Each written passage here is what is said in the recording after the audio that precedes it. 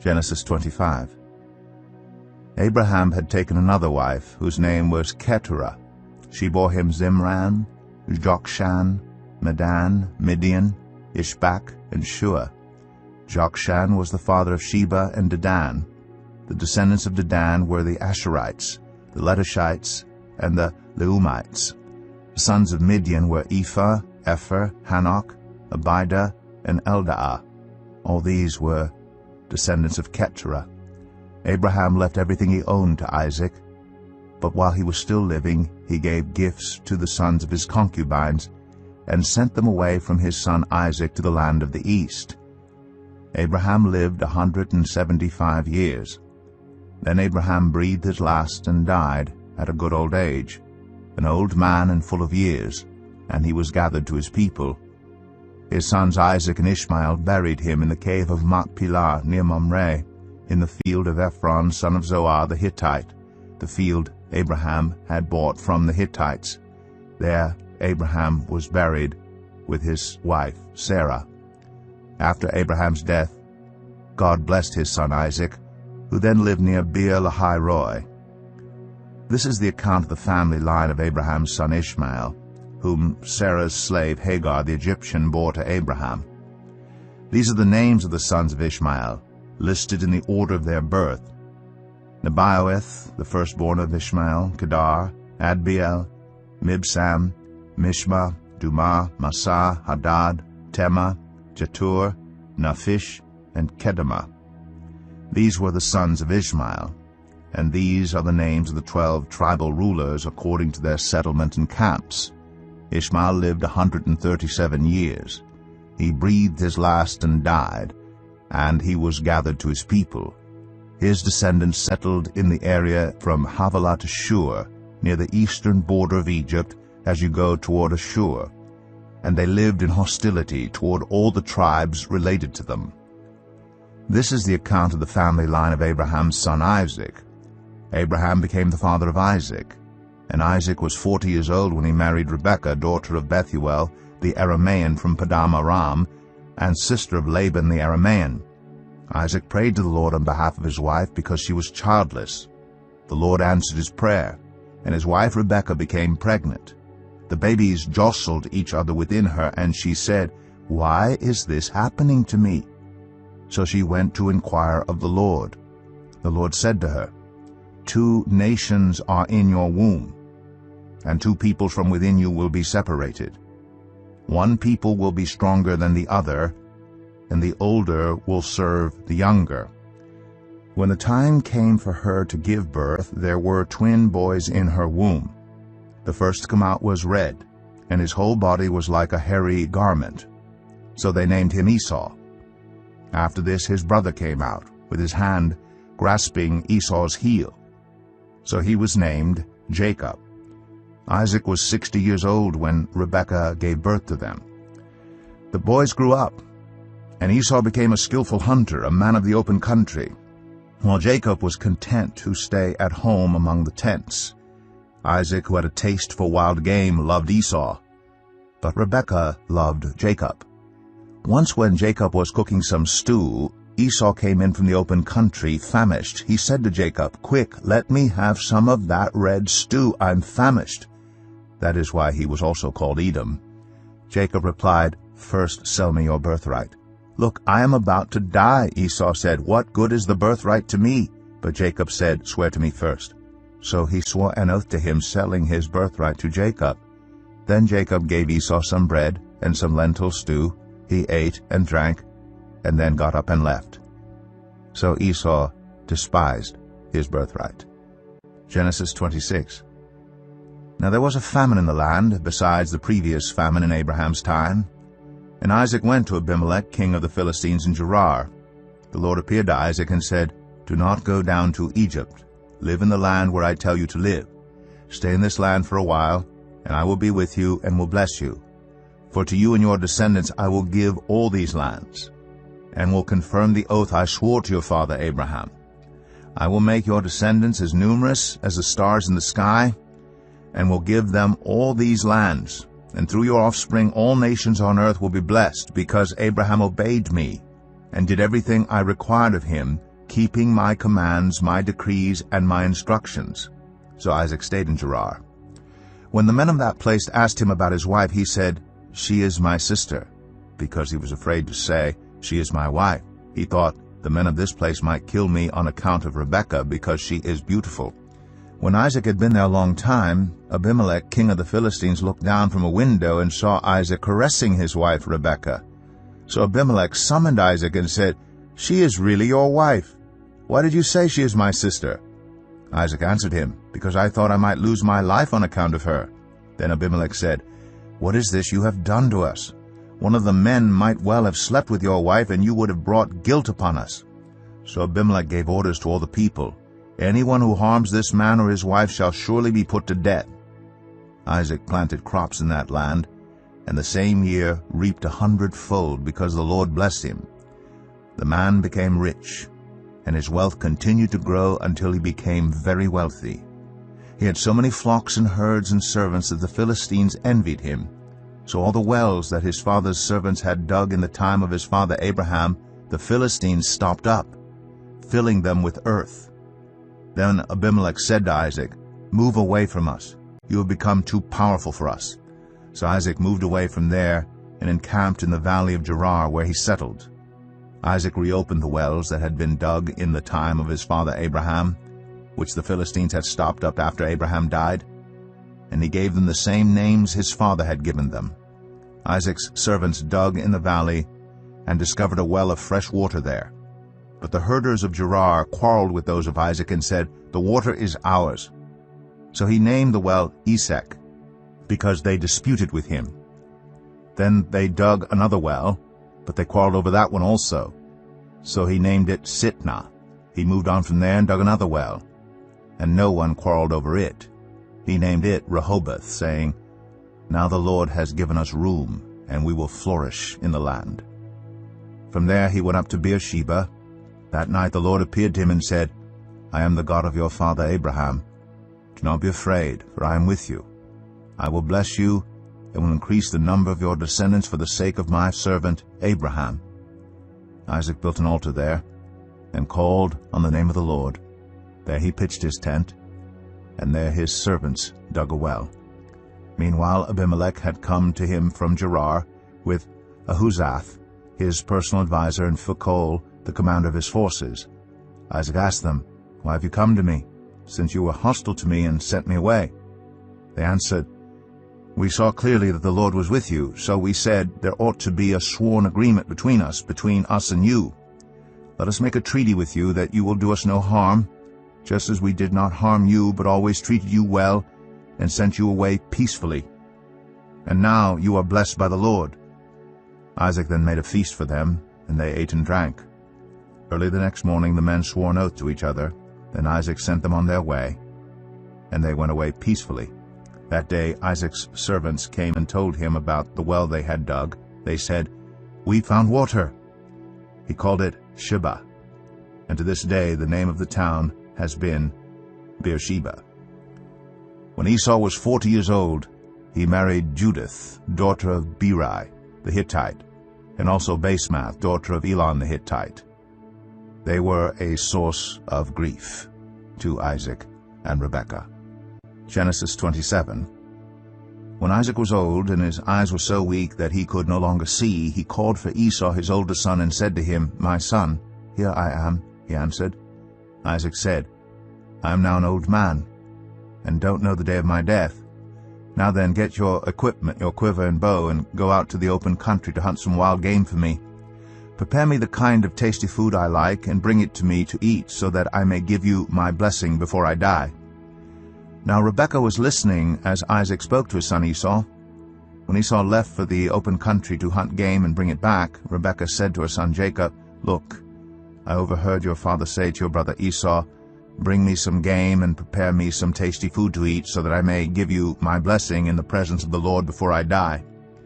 Now, my son, listen carefully and do what I tell you. Go out to the flock and bring me 2 choice young goats, so I can prepare some tasty food for your father, just the way he likes it.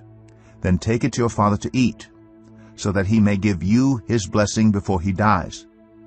Jacob said to Rebekah his mother, But my brother Esau is a hairy man, while I have smooth skin. What if my father touches me?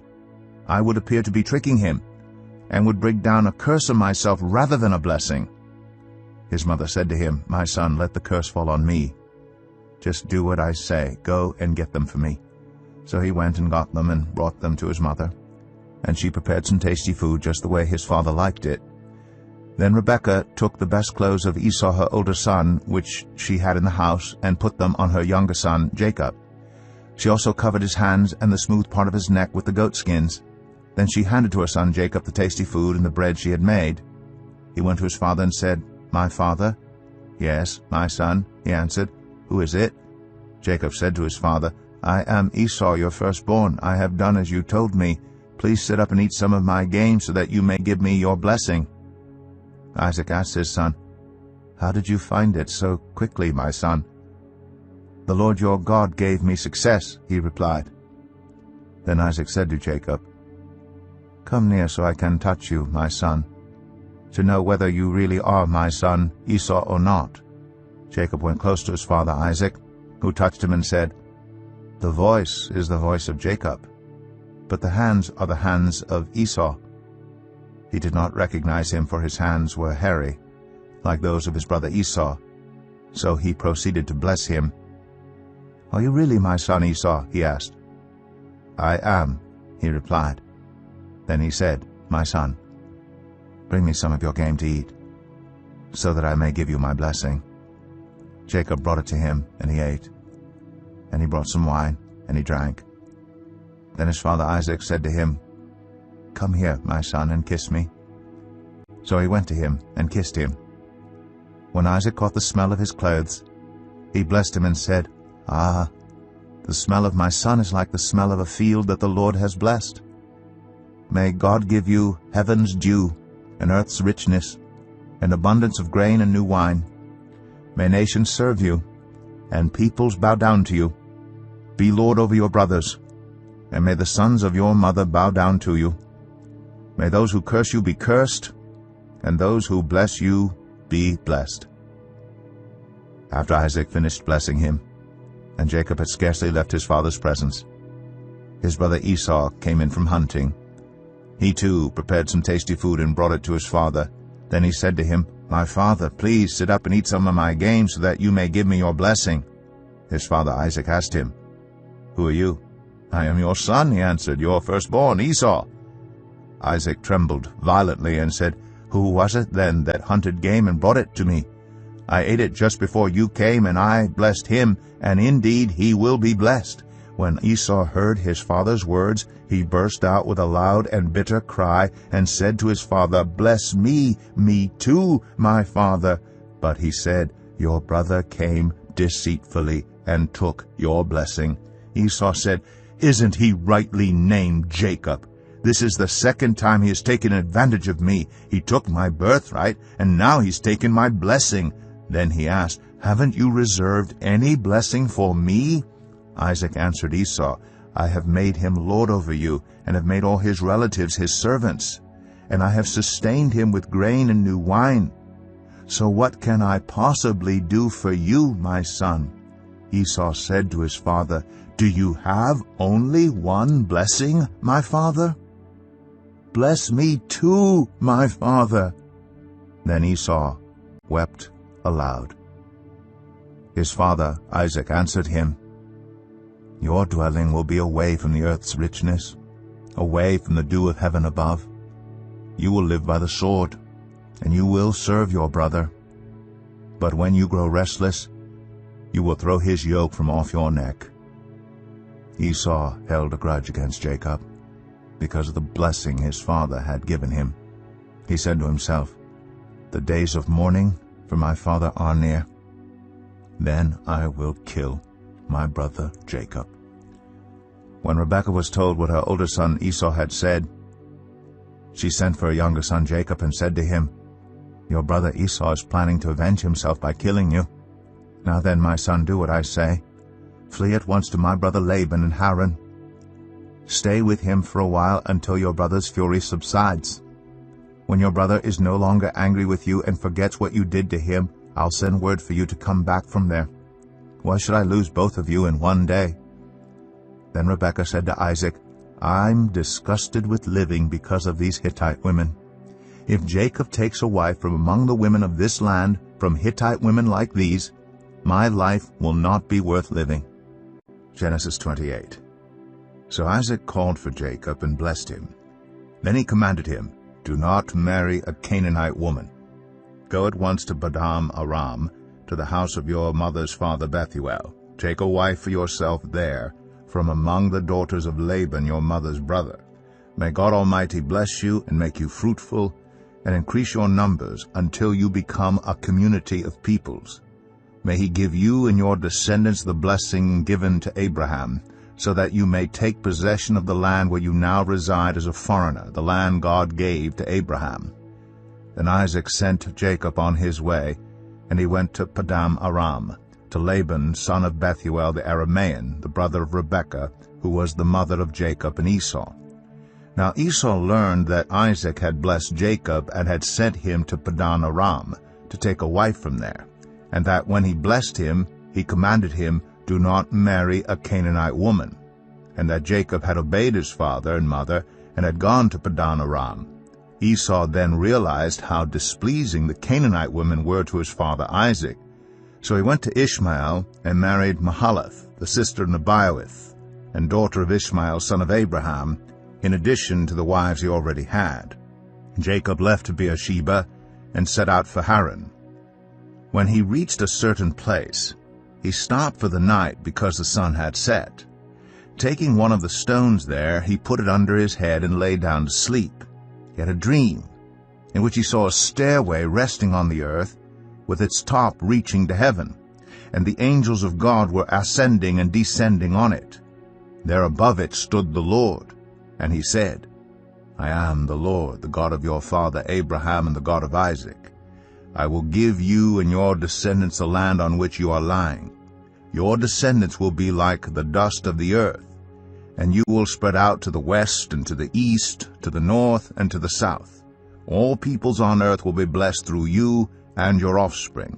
I am with you and will watch over you wherever you go, and I will bring you back to this land.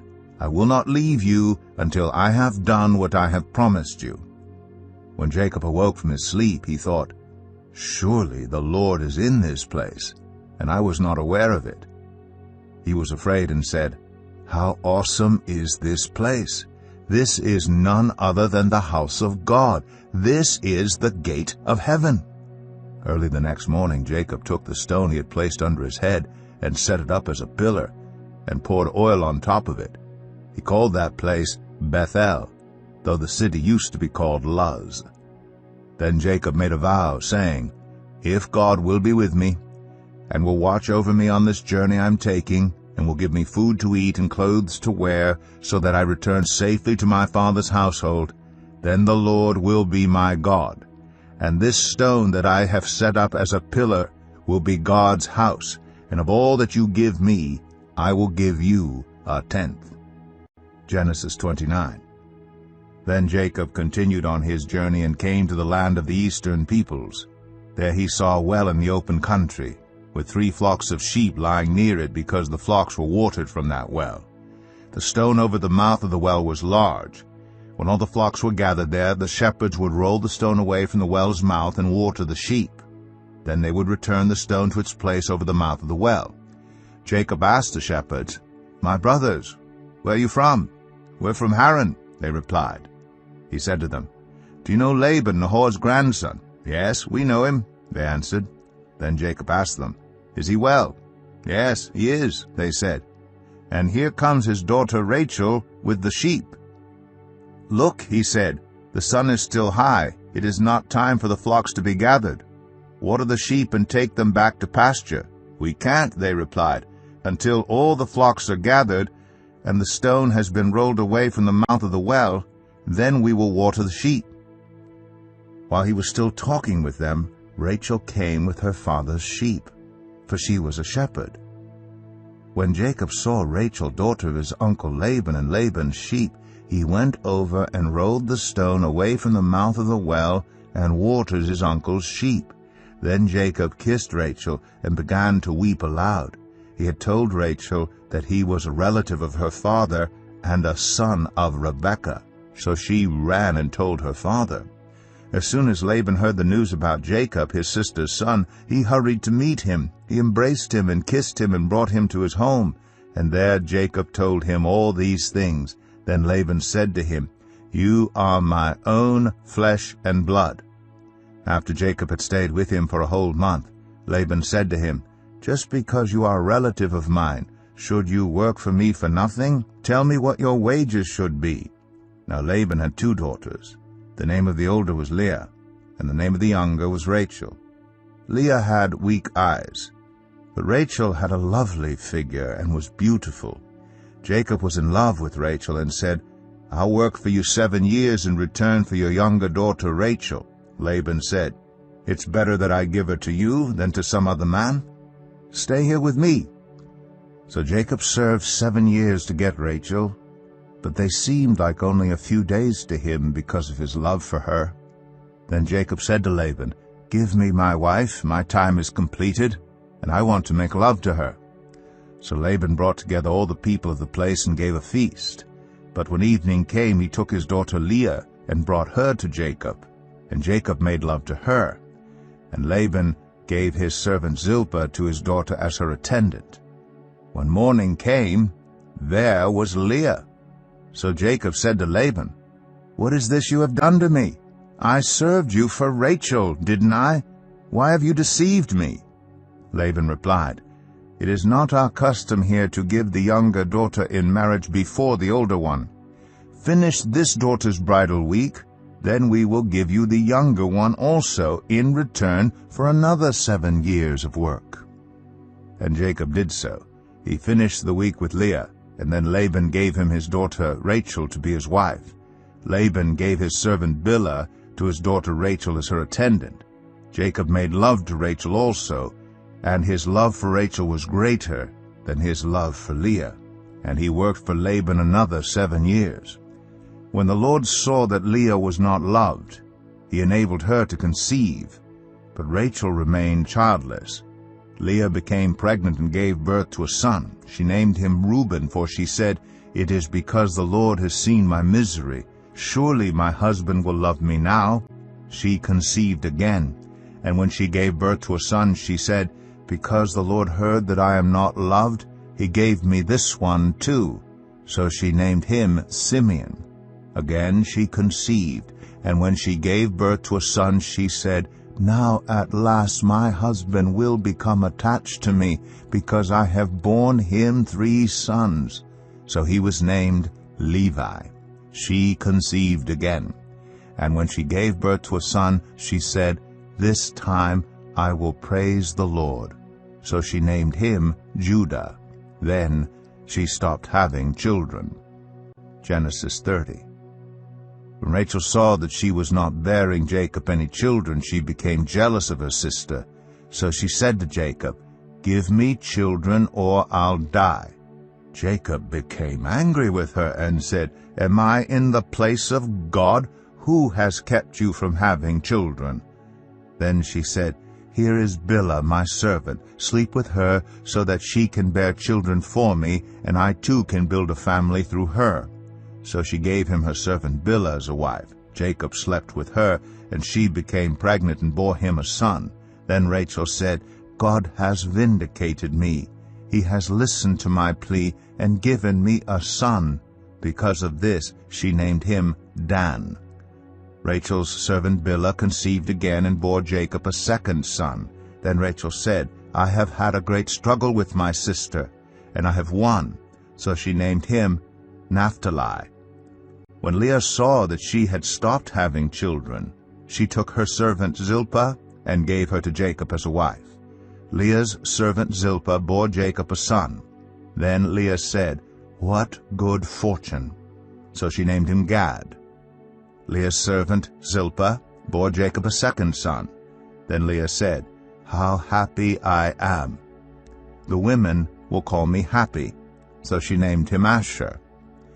During wheat harvest, Reuben went out into the fields and found some mandrake plants, which he brought to his mother Leah. Rachel said to Leah, "Please, "Give me some of your son's mandrakes." But she said to her, "Wasn't it enough that you took away my husband? Will you take my son's mandrakes too?" "Very well," Rachel said, "he can sleep with you tonight, in return for your son's mandrakes." So when Jacob came in from the fields that evening, Leah went out to meet him. "You must sleep with me," she said. "I have hired you with my son's mandrakes." So he slept with her that night. God listened to Leah, and she became pregnant and bore Jacob a 5th son. Then Leah said, "God has rewarded me for giving my servant to my husband." So she named him Issachar. Leah conceived again and bore Jacob a 6th son. Then Leah said, "God has presented me with a precious gift. This time my husband will treat me with honor because I have borne him 6 sons. So she named him Zebulun. Sometime later she gave birth to a daughter and named her Dinah. Then God remembered Rachel. He listened to her and enabled her to conceive. She became pregnant and gave birth to a son and said, "God has taken away my disgrace." She named him Joseph and said, "May the Lord add to me another son." After Rachel gave birth to Joseph, Jacob said to Laban, "Send me on my way so I can go back to my own homeland. Give me my wives and children, for whom I have served you, and I will be on my way. You know how much work I've done for you." But Laban said to him, "If I have found favor in your eyes, please stay. I have learned by divination that the Lord has blessed me because of you." He added, "Name your wages, and I will pay them." Jacob said to him, "You know how I have worked for you, and how your livestock has fared under my care. The little you had before I came has increased greatly, and the Lord has blessed you wherever I have been. But now, when may I do something for my own household?" "What shall I give you?" he asked. "Don't give me anything," Jacob replied. "But if you will do this one thing for me, I will go on tending your flocks and watching over them. Let me go through all your flocks today and remove from them every speckled or spotted sheep, every dark-colored lamb, and every spotted or speckled goat. They will be my wages. And my honesty will testify for me in the future whenever you check on the wages you have paid me. Any goat in my possession that is not speckled or spotted, or any lamb that is not dark-colored, will be considered stolen." "Agreed," said Laban. "Let it be as you have said." That same day he removed all the male goats that were streaked or spotted, and all the speckled or spotted female goats, all that had white on them, and all the dark-colored lambs, and he placed them in the care of his sons. Then he put a 3-day journey between himself and Jacob, while Jacob continued to tend the rest of Laban's flocks. Jacob, however, took fresh-cut branches from poplar, almond, and plane trees, and made white stripes on them by peeling the bark and exposing the white inner wood of the branches. Then he placed the peeled branches in all the watering troughs, so that they would be directly in front of the flocks when they came to drink. When the flocks were in heat and came to drink, they mated in front of the branches, and they bore young that were streaked or speckled or spotted. Jacob set apart the young of the flock by themselves, but made the rest face the streaked and dark-colored animals that belonged to Laban. Thus he made separate flocks for himself, and did not put them with Laban's animals. Whenever the stronger females were in heat, Jacob would place the branches in the troughs in front of the animals, so that they would mate near the branches. But if the animals were weak, he would not place them there. So the weak animals went to Laban, and the strong ones to Jacob. In this way the man grew exceedingly prosperous, and came to own large flocks, and female and male servants, and camels and donkeys. Genesis 31. Jacob heard that Laban's sons were saying, "Jacob has taken everything our father owned, and has gained all this wealth from what belonged to our father." And Jacob noticed that Laban's attitude toward him was not what it had been. Then the Lord said to Jacob, "Go back to the land of your fathers and to your relatives, and I will be with you. So Jacob sent word to Rachel and Leah to come out to the fields where his flocks were. He said to them, "I see that your father's attitude toward me is not what it was before, but the God of my father has been with me. You know that I've worked for your father with all my strength, yet your father's cheated me by changing my wages 10 times. However, God has not allowed him to harm me. If he said the speckled ones will be your wages, then all the flocks gave birth to speckled young, and if he said the streaked ones will be your wages, then all the flocks bore streaked young. So God has taken away your father's livestock and has given them to me. In breeding season I once had a dream, in which I looked up and saw that the male goats mating with the flock were streaked, speckled, or spotted. The angel of God said to me in the dream, 'Jacob.' I answered, 'Here I am.' And he said, 'Look up and see that all the male goats mating with the flock are streaked, speckled, or spotted. For I have seen all that Laban has been doing to you. I am the God of Bethel, where you anointed a pillar, and where you made a vow to me. Now leave this land at once, and go back to your native land.' Then Rachel and Leah replied, 'Do we still have any share in the inheritance of our father's estate? Does he not regard us as foreigners? Not only has he sold us, but he has used up what was paid for us.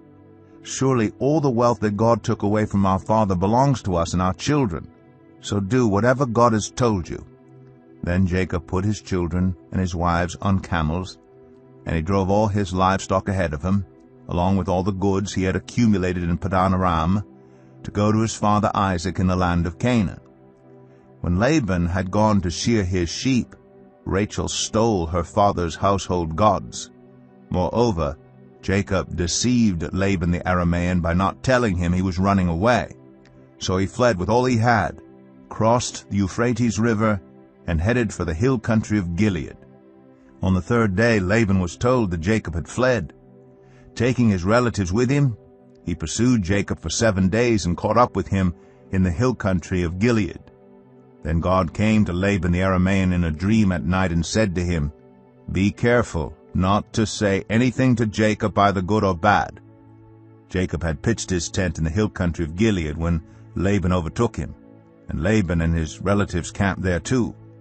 Then Laban said to Jacob, 'What have you done? You've deceived me, and you've carried off my daughters like captives in war. Why did you run off secretly and deceive me? Why didn't you tell me so I could send you away with joy and singing to the music of timbrels and harps? You didn't even let me kiss my grandchildren and my daughters goodbye. You've done a foolish thing. I have the power to harm you. But last night the God of your father said to me, "Be careful not to say anything to Jacob, either good or bad." Now you've gone off because you longed to return to your father's household. But why did you steal my gods?' Jacob answered Laban, 'I was afraid because I thought you would take your daughters away from me by force. But if you find anyone who has your gods, that person shall not live.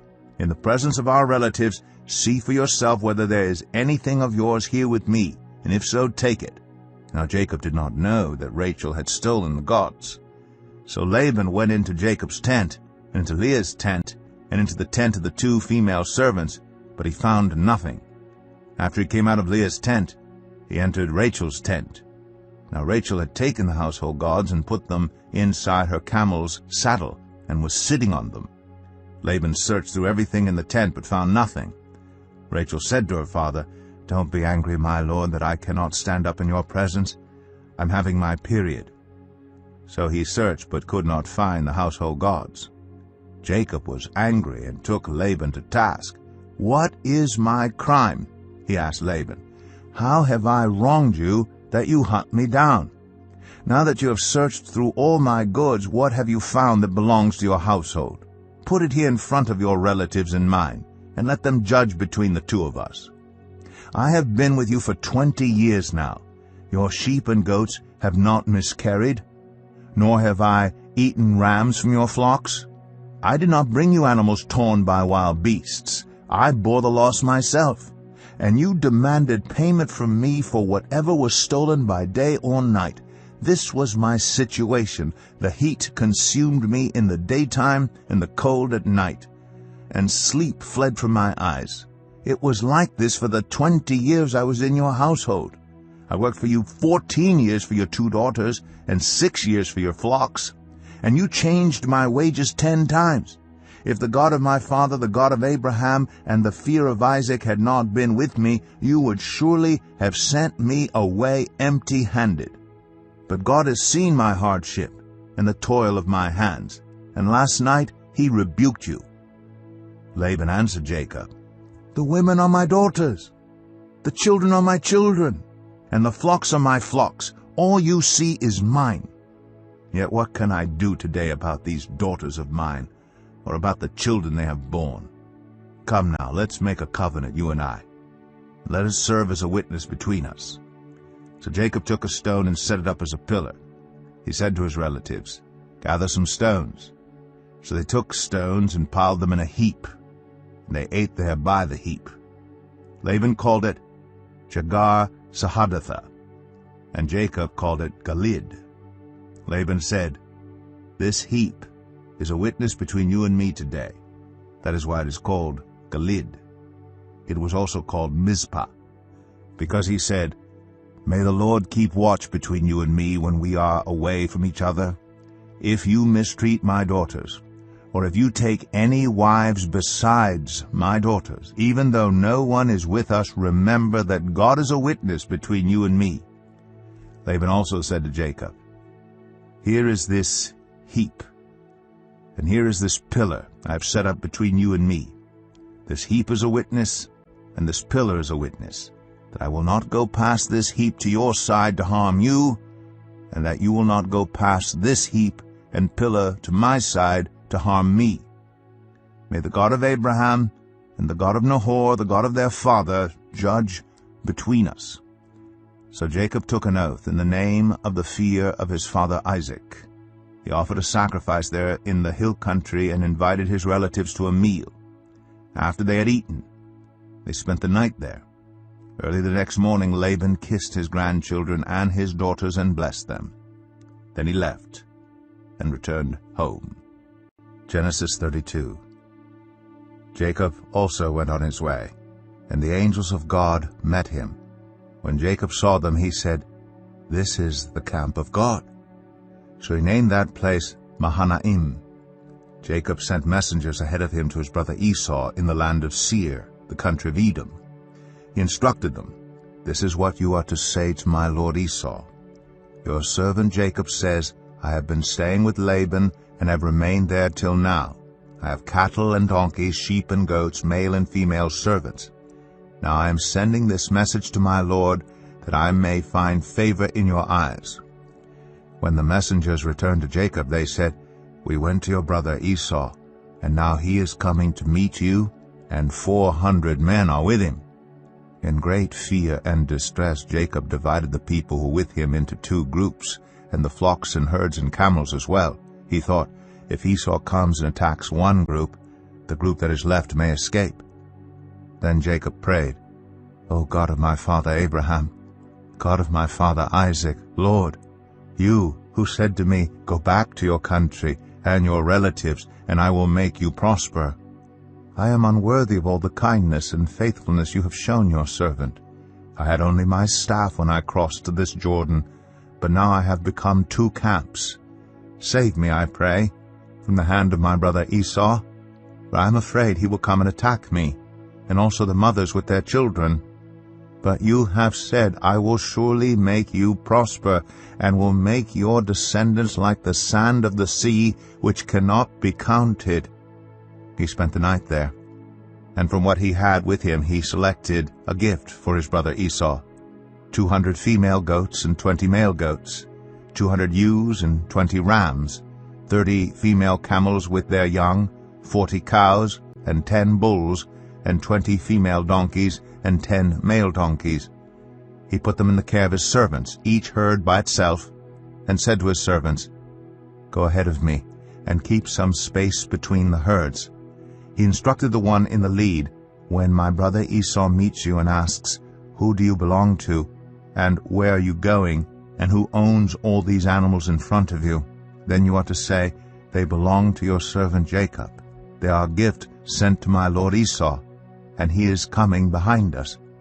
He also instructed the second, the third, and all the others who follow the herds, "You are to say the same thing to Esau when you meet him, and be sure to say, 'Your servant Jacob is coming behind us.' For he thought, 'I will pacify him with these gifts I am sending on ahead.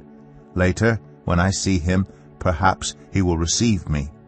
So Jacob's gifts went on ahead of him, but he himself spent the night in the camp. That night Jacob got up and took his 2 wives, his 2 female servants, and his 11 sons, and crossed the ford of the Jabbok. After he had sent them across the stream, he sent over all his possessions. So Jacob was left alone, and a man wrestled with him till daybreak. When the man saw that he could not overpower him, he touched the socket of Jacob's hip, so that his hip was wrenched as he wrestled with the man. Then the man said, "Let me go, for it is daybreak." But Jacob replied, "I will not let you go, unless you bless me." The man asked him, "What is your name?" "Jacob," he answered. Then the man said, "Your name will no longer be Jacob, but Israel, because you have struggled with God and with humans, and have overcome." Jacob said, "Please tell me your name." But he replied, "Why do you ask my name?" Then he blessed him there. So Jacob called the place Peniel, saying, "It is because I saw God face to face, and yet my life was spared." The sun rose above him as he passed Peniel, and he was limping because of his hip. Therefore to this day the Israelites do not eat the tendon attached to the socket of the hip, because the socket of Jacob's hip was touched near the tendon. Genesis 33. Jacob looked up, and there was Esau coming with his 400 men. So he divided the children among Leah, Rachel, and the 2 female servants. He put the female servants and their children in front, Leah and her children next, and Rachel and Joseph in the rear. He himself went on ahead and bowed down to the ground 7 times as he approached his brother. But Esau ran to meet Jacob and embraced him. He threw his arms around his neck and kissed him, and they wept. Then Esau looked up and saw the women and children. "Who are these with you?" he asked. Jacob answered, "They are the children God has graciously given your servant." Then the female servants and their children approached and bowed down. Next, Leah and her children came and bowed down. Last of all came Joseph and Rachel, and they too bowed down. Esau asked, "What's the meaning of all these flocks and herds I met?" "To find favor in your eyes, my lord," he said. But Esau said, "I already have plenty, my brother. Keep what you have for yourself." "No, please," said Jacob. "If I have found favor in your eyes, accept this gift from me. For to see your face is like seeing the face of God. Now that you have received me favorably, please accept the present that was brought to you. For God has been gracious to me, and I have all I need." And because Jacob insisted, Esau accepted it. Then Esau said, "Let us be on our way. I'll accompany you." But Jacob said to him, "My Lord knows that the children are tender, and that I must care for the ewes and cows that are nursing their young. If they are driven hard just one day, all the animals will die. So let my Lord go on ahead of his servant, while I move along slowly at the pace of the flocks and herds before me and the pace of the children, until I come to my Lord in Seir." Esau said, "Then let me leave some of my men with you." "But why do that?" Jacob asked. "Just let me find favor in the eyes of my Lord." So that day Esau started on his way back to Seir. Jacob, however, went to Succoth, where he built a place for himself and made shelters for his livestock. That is why the place is called Succoth. After Jacob came from Padan Aram, he arrived safely at the city of Shechem in Canaan, and camped within sight of the city. For 100 pieces of silver he bought from the sons of Hamor, the father of Shechem, the plot of ground where he pitched his tent. There he set up an altar and called it El Elohe Israel. Genesis 34. Now Dinah, the daughter Leah had borne to Jacob, went out to visit the women of the land.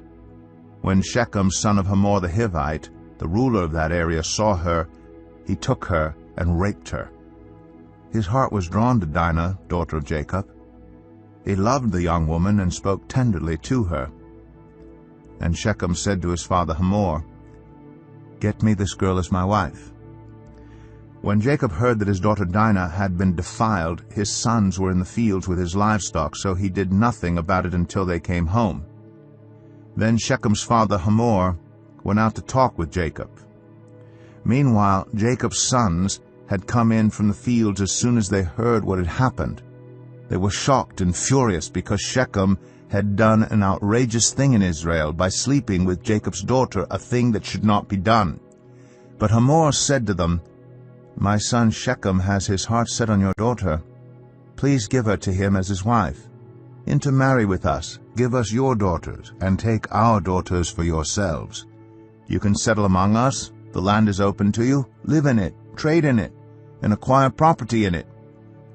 Then Shechem said to Dinah's father and brothers, "Let me find favor in your eyes, and I will give you whatever you ask. Make the price for the bride and the gift I am to bring as great as you like, and I'll pay whatever you ask me. Only give me the young woman as my wife." Because their sister Dinah had been defiled, Jacob's sons replied deceitfully as they spoke to Shechem and his father Hamor. They said to them, "We can't do such a thing. We can't give our sister to a man who is not circumcised. That would be a disgrace to us.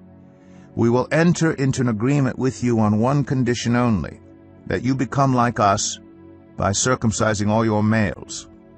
Then we will give you our daughters and take your daughters for ourselves. We'll settle among you and become one people with you. But if you will not agree to be circumcised, we'll take our sister and go." Their proposal seemed good to Hamor and his son Shechem. The young man, who was the most honored of all his father's family, lost no time in doing what they said, because he was delighted with Jacob's daughter. So Hamor and his son Shechem went to the gate of their city to speak to the men of their city. "These men are friendly toward us," they said. "Let them live in our land and trade in it. The land has plenty of room for them. We can marry their daughters, and they can marry ours. But the men will agree to live with us as one people only on the condition that our males be circumcised as they themselves are.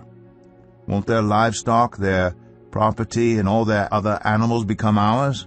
So let us agree to their terms, and they will settle among us." All the men who went out of the city gate agreed with Hamor and his son Shechem, and every male in the city was circumcised. 3 days later, while all of them were still in pain, 2 of Jacob's sons, Simeon and Levi, Dinah's brothers, took their swords and attacked the unsuspecting city, killing every male. They put Hamor and his son Shechem to the sword and took Dinah from Shechem's house and left. The sons of Jacob came upon the dead bodies and looted the city where their sister had been defiled.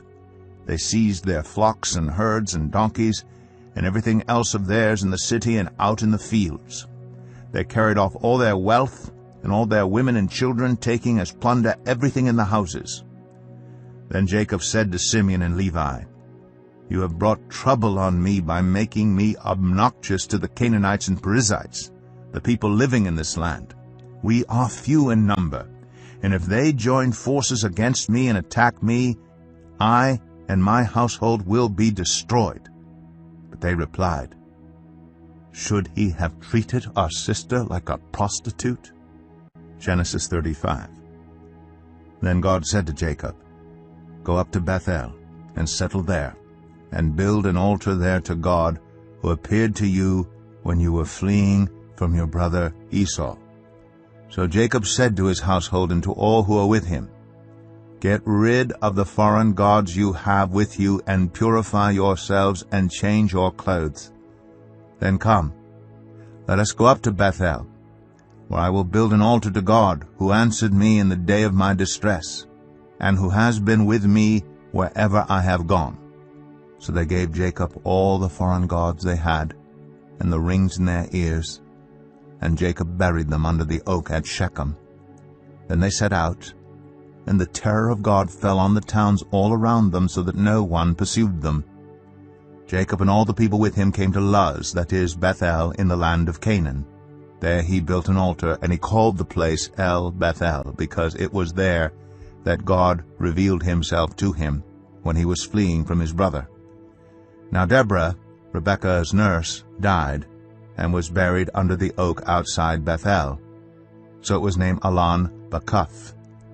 After Jacob returned from Padan Aram, God appeared to him again and blessed him. God said to him, "Your name is Jacob, but you will no longer be called Jacob. Your name will be Israel." So he named him Israel. And God said to him, "I am God Almighty. Be fruitful and increase in number. A nation and a community of nations will come from you, and kings will be among your descendants. The land I gave to Abraham and Isaac, I also give to you, and I will give this land to your descendants after you."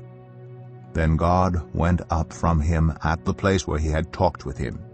Jacob set up a stone pillar at the place where God had talked with him, and he poured out a drink offering on it. He also poured oil on it.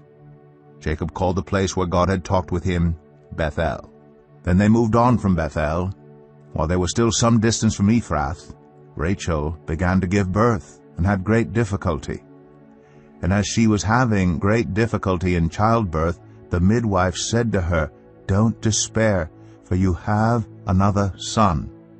As she breathed her last, for she was dying, she named her son Ben-Oni, but his father named him Benjamin. So Rachel died, and was buried on the way to Ephrath, that is, Bethlehem. Over her tomb Jacob set up a pillar, and to this day that pillar marks Rachel's tomb. Israel moved on again, and pitched his tent beyond Migdal-Eder. While Israel was living in that region, Reuben went in and slept with his father's concubine Bilhah, and Israel heard of it. Jacob had 12 sons.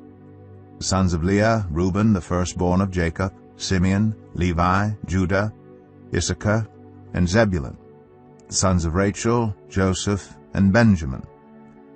The sons of Rachel's servant Bilhah, Dan and Naphtali.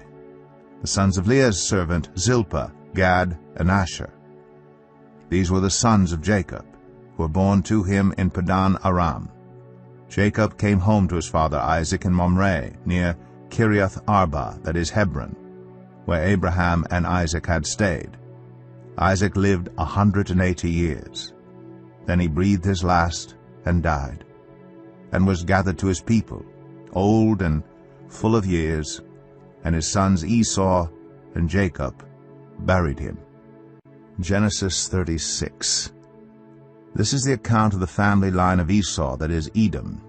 Esau took his wives from the women of Canaan, Adah, daughter of Elon the Hittite, and Oholibamah, daughter of Anah, and granddaughter of Zibeon the Hivite, also Basemath, daughter of Ishmael, and sister of Nebaioth. Adah bore Eliphaz to Esau, Basemath bore Ruel, and Oholibamah bore Jeush, Jalam, and Korah. These were the sons of Esau, who were born to him in Canaan.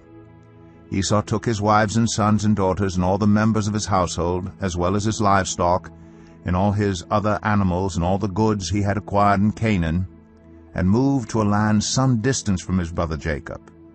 Their possessions were too great for them to remain together. The land where they were staying could not support them both because of their livestock. So Esau, that is Edom, settled in the hill country of Seir. This is the account of the family line of Esau, the father of the Edomites, in the hill country of Seir. These are the names of Esau's sons: Eliphaz, the son of Esau's wife Adah, and Ruel, the son of Esau's wife Basemath. The sons of Eliphaz: Teman, Omar, Zepho, Gatam, and Kenaz. Esau's son Eliphaz also had a concubine named Timnah, who bore him Amalek. These were grandsons of Esau's wife Adah. The sons of Reuel, Nahath, Zerah, Shema, and Mizah. These were grandsons of Esau's wife Basemath. The sons of Esau's wife Aholibamah, daughter of Anah and granddaughter of Zibeon, whom she bore to Esau, Jeush, Jalam, and Korah. These were the chiefs among Esau's descendants. The sons of Eliphaz, the firstborn of Esau, chiefs Teman, Omar, Zepho, Kenaz, Korah, Gatam, and Amalek. These were the chiefs descended from Eliphaz in Edom. They were grandsons of Adah. The sons of Esau's son Reuel, chiefs Nahath, Zerah, Shema, and Mizah. These were the chiefs descended from Reuel in Edom. They were grandsons of Esau's wife Basemath. The sons of Esau's wife Aholibamah, chiefs Jeush, Jalam, and Korah. These were the chiefs descended from Esau's wife Aholibamah, daughter of Anah. These were the sons of Esau, that is Edom, and these were their chiefs. These were the sons of Seir the Horite, who were living in the region: Lotan, Shobal, Zibeon, Anah, Dishan, Ezer, and Dishan. These sons of Seir in Edom were Horite chiefs. The sons of Lotan, Hori and Hamam. Timnah was Lotan's sister. The sons of Shobal, Alvan, Manahath, Ebal, Shepho, and Onam. The sons of Zibeon, Allah and Anah. This is the Anah who discovered the hot springs in the desert while he was grazing the donkeys of his father Zibeon. The children of Anah, Dishan and Oholibamah, daughter of Anah. The sons of Dishan, Hemdan, Eshban, Ithran, and Karan. The sons of Ezer, Bilhan, Zavan, and Akan. The sons of Dishan, Uz, and Aran. These were the Horite chiefs: Lotan, Shobal, Zibeon, Anah, Dishan, Ezer, and Dishan. These were the Horite chiefs, according to their divisions, in the land of Seir. These were the kings who reigned in Edom, before any Israelite king reigned. Bela, son of Beor, became king of Edom. His city was named Din-Habah. When Bela died, Jobab, son of Zerah, from Bozrah, succeeded him as king. When Jobab died, Husham, from the land of the Temanites, succeeded him as king. When Husham died, Hadad, son of Bedad, who defeated Midian in the country of Moab, succeeded him as king. His city was named Avith. When Hadad died, Samlah from Masrekah succeeded him as king. When Samlah died, Shaul from Rehoboth on the river succeeded him as king. When Shaul died, Baal-Hanan, son of Achbor, succeeded him as king. When Baal-Hanan, son of Achbor, died, Hadad succeeded him as king. His city was named Pau, and his wife's name was Mehetabel, daughter of Matred, the daughter of Mezahab. These were the chiefs descended from Esau by name, according to their clans and regions: Timnah, Alvah, Jetheth, Oholibamah, Elah, Pinon, Kenaz, Teman, Mibzar, Magdiel, and Aram. These were the chiefs of Edom, according to their settlements in the land they occupied. This is the family line of Esau, the father of the Edomites. Genesis 37. Jacob lived in the land where his father had stayed, the land of Canaan. This is the account of Jacob's family line. Joseph, a young man of 17, was tending the flocks with his brothers, the sons of Bilhah and the sons of Zilpah, his father's wives, and he brought their father a bad report about them. Now Israel loved Joseph more than any of his other sons, because he had been born to him in his old age, and he made an ornate robe for him. When his brothers saw that their father loved him more than any of them, they hated him, and could not speak a kind word to him. Joseph had a dream, and when he told it to his brothers, they hated him all the more. He said to them, "Listen to this dream I had. We were binding sheaves of grain out in the field, when suddenly my sheaf rose, and stood upright, while your sheaves gathered around mine and bowed down to it." His brothers said to him, "Do you intend to reign over us? Will you actually rule us?" And they hated him all the more because of his dream and what he had said.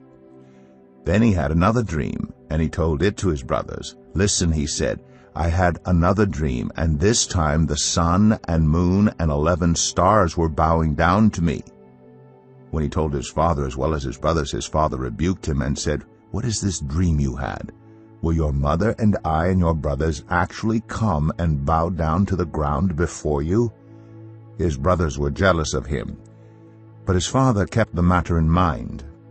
Now his brothers had gone to graze their father's flocks near Shechem, and Israel said to Joseph, "As you know, your brothers are grazing the flocks near Shechem. Come, I am going to send you to them." "Very well," he replied. So he said to him, "Go and see if all is well with your brothers and with the flocks, and bring word back to me." Then he sent him off from the valley of Hebron. When Joseph arrived at Shechem, a man found him wandering around in the fields and asked him, "What are you looking for?" He replied, "I'm looking for my brothers. Can you tell me where they are grazing their flocks?" "They have moved on from here," the man answered. "I heard them say, 'Let's go to Dothan.'" So Joseph went after his brothers and found them near Dothan. But they saw him in the distance, and before he reached them they plotted to kill him. "Here comes that dreamer," they said to each other. "Come now, let's kill him and throw him into one of these cisterns and say that a ferocious animal devoured him. Then we'll see what comes of his dreams." When Reuben heard this, he tried to rescue him from their hands. "Let's not take his life," he said. "Don't shed any blood. Throw him into this cistern here in the wilderness, but don't lay a hand on him." Reuben said this to rescue him from them and take him back to his father. So when Joseph came to his brothers, they stripped him of his robe, the ornate robe he was wearing, and they took him and threw him into the cistern. The cistern was empty. There was no water in it. As they sat down to eat their meal, they looked up and saw a caravan of Ishmaelites coming from Gilead. Their camels were loaded with spices, balm, and myrrh, and they were on their way to take them down to Egypt. Judah said to his brothers, "What will we gain if we kill our brother and cover up his blood? Come, let's sell him to the Ishmaelites, and not lay our hands on him. After all, he is our brother, our own flesh and blood." His brothers agreed. So when the Midianite merchants came by, his brothers pulled Joseph up out of the cistern and sold him for 20 shekels of silver to the Ishmaelites, who took him to Egypt. When Reuben returned to the cistern and saw that Joseph was not there, he tore his clothes. He went back to his brothers and said, "The boy isn't there. Where can I turn now?" Then they got Joseph's robe, slaughtered a goat, and dipped the robe in the blood. They took the ornate robe back to their father and said, "We found this. Examine it to see whether it is your son's robe." He recognized it and said, "It is my son's robe. Some ferocious animal has devoured him. Joseph has surely been torn to pieces." Then Jacob tore his clothes, put on sackcloth, and mourned for his son many days. All his sons and daughters came to comfort him, but he refused to be comforted. "No," he said, "I will continue to mourn until I join my son in the grave." So his father wept for him. Meanwhile, the Midianites sold Joseph in Egypt to Potiphar, one of Pharaoh's officials, the captain of the guard. Genesis 38. At that time Judah left his brothers and went down to stay with a man of Adullam named Hira. There Judah met the daughter of a Canaanite man named Shua. He married her and made love to her. She became pregnant and gave birth to a son, who was named Er. She conceived again and gave birth to a son and named him Onan. She gave birth to still another son and named him Shelah. It was at Kezib that she gave birth to him. Judah got a wife for Er, his firstborn, and her name was Tamar. But Er, Judah's firstborn, was wicked in the Lord's sight, so the Lord put him to death. Then Judah said to Onan, "Sleep with your brother's wife, and fulfill your duty to her as a brother-in-law to raise up offspring for your brother." But Onan knew that the child would not be his, so whenever he slept with his brother's wife, he spilled his semen on the ground to keep from providing offspring for his brother. What he did was wicked in the Lord's sight, so the Lord put him to death also. Judah then said to his daughter-in-law Tamar, "Live as a widow in your father's household until my son Shelah grows up." For he thought, "He may die too, just like his brothers." So Tamar went to live in her father's household. After a long time, Judah's wife, the daughter of Shua, died. When Judah had recovered from his grief, he went up to Timnah, to the men who were shearing his sheep, and his friend Hira the Adullamite went with him. When Tamar was told, "Your father-in-law is on his way to Timnah to shear his sheep," she took off her widow's clothes, covered herself with a veil to disguise herself, and then sat down at the entrance to Enaim, which is on the road to Timnah. For she saw that though Shelah had now grown up, she had not been given to him as his wife. When Judah saw her, he thought she was a prostitute, for she had covered her face. Not realizing that she was his daughter-in-law, he went over to her by the roadside and said, "Come now, let me sleep with you." "And what will you give me to sleep with you?" she asked. "I'll send you a young goat from my flock," he said. "Will you give me something as a pledge until you send it?" she asked. He said, "What pledge should I give you?"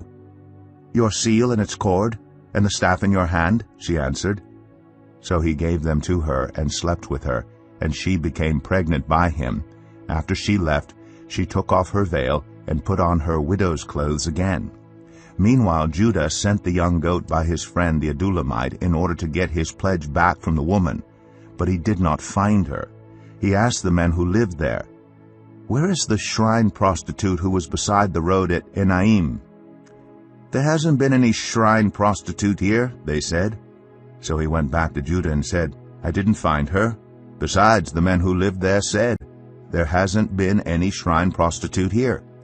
Then Judah said, "Let her keep what she has, or we will become a laughingstock. After all, I did send her this young goat, but you didn't find her." About 3 months later, Judah was told, "Your daughter-in-law Tamar is guilty of prostitution, and as a result she is now pregnant." Judah said, "Bring her out and have her burned to death." As she was being brought out, she sent a message to her father-in-law. "I am pregnant by the man who owns these," she said, and she added, "See if you recognize whose seal and cord and staff these are." Judah recognized them and said, "She is more righteous than I, since I wouldn't give her to my son Shelah." And he did not sleep with her again. When the time came for her to give birth, there were twin boys in her womb. As she was giving birth, one of them put out his hand, so the midwife took a scarlet thread and tied it on his wrist and said, "This one came out first." But when he drew back his hand, his brother came out, and she said, "So this is how you have broken out." And he was named Perez. Then his brother, who had the scarlet thread on his wrist, came out, and he was named Zerah. Genesis 39. Now Joseph had been taken down to Egypt. Potiphar, an Egyptian who was one of Pharaoh's officials, the captain of the guard, bought him from the Ishmaelites who had taken him there. The Lord was with Joseph, so that he prospered, and he lived in the house of his Egyptian master. When his master saw that the Lord was with him, and that the Lord gave him success in everything he did, Joseph found favor in his eyes and became his attendant. Potiphar put him in charge of his household, and he entrusted to his care everything he owned. From the time he put him in charge of his household and of all that he owned, the Lord blessed the household of the Egyptian because of Joseph. The blessing of the Lord was on everything Potiphar had, both in the house and in the field. So Potiphar left everything he had in Joseph's care. With Joseph in charge, he did not concern himself with anything except the food he ate. Now Joseph was well built and handsome, and after a while his master's wife took notice of Joseph and said, "Come to bed with me." But he refused. With me in charge, he told her, "My master does not concern himself with anything in the house. Everything he owns he has entrusted to my care. No one is greater in this house than I am. My master has withheld nothing from me except you, because you are his wife. How then could I do such a wicked thing and sin against God?" And though she spoke to Joseph day after day, he refused to go to bed with her or even be with her. One day he went into the house to attend to his duties, and none of the household servants was inside. She caught him by his cloak and said, "Come to bed with me." But he left his cloak in her hand and ran out of the house. When she saw that he had left his cloak in her hand and had run out of the house, she called her household servants. "Look," she said to them, "this Hebrew has been brought to us to make sport of us. He came in here to sleep with me, but I screamed. When he heard me scream for help, he left his cloak beside me and ran out of the house." She kept his cloak beside her until his master came home. Then she told him this story: "That Hebrew slave you brought us came to me to make sport of me, but as soon as I screamed for help, he left his cloak beside me and ran out of the house." When his master heard the story his wife told him, saying, "This is how your slave treated me," he burned with anger. Joseph's master took him and put him in prison, the place where the king's prisoners were confined. But while Joseph was there in the prison, the Lord was with him. He showed him kindness and granted him favor in the eyes of the prison warden. So the warden put Joseph in charge of all those held in the prison, and he was made responsible for all that was done there. The warden paid no attention to anything under Joseph's care, because the Lord was with Joseph and gave him success in whatever he did. Genesis 40. Sometime later, the cupbearer and the baker of the king of Egypt offended their master, the king of Egypt. Pharaoh was angry with his two officials, the chief cupbearer and the chief baker, and put them in custody in the house of the captain of the guard, in the same prison where Joseph was confined. The captain of the guard assigned them to Joseph, and he attended them. After they had been in custody for some time, each of the two men, the cupbearer and the baker of the king of Egypt, who were being held in prison, had a dream the same night, and each dream had a meaning of its own. When Joseph came to them the next morning, he saw that they were dejected. So he asked Pharaoh's officials who were in custody with him in his master's house, "Why do you look so sad today?" "We both had dreams," they answered, "but there is no one to interpret them." Then Joseph said to them, "Do not interpretations belong to God? Tell me your dreams." So the chief cupbearer told Joseph his dream. He said to him, "In my dream I saw a vine in front of me, and on the vine were 3 branches. As soon as it budded, it blossomed, and its clusters ripened into grapes. Pharaoh's cup was in my hand, and I took the grapes, squeezed them into Pharaoh's cup, and put the cup in his hand."